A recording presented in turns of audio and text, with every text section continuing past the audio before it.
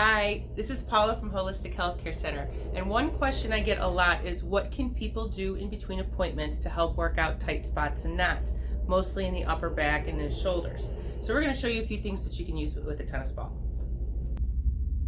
Okay, so the biggest knot people have, especially people who work with their hands, computers, anything in front of you, people have this knot right here in your trap.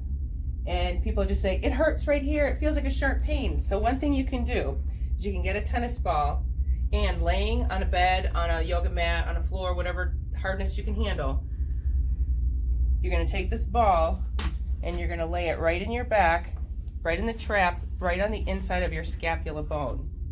Okay, so then you're gonna relax back over the ball slowly. And then as you can handle the pressure, have somebody, or you can by yourself, bring your arm up and just allow the muscle to relax between the ball and your back. And you're gonna feel that knot work itself right out. Now you can also roll up and down a little bit, give it a little bit of wiggle and move that muscle around a little bit. It's gonna feel really good. You might feel a little sore, but it's gonna help to work that knot right out.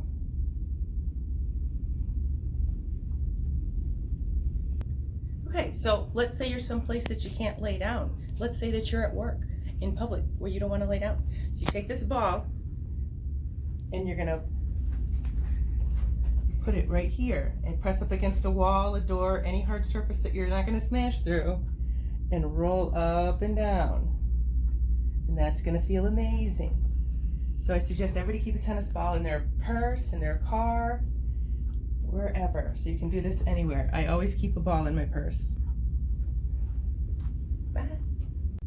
All right, so make sure that you check back with our social media every now and then, because we're gonna have upcoming at home how to do yourself tips for self-care between massages, between acupuncture.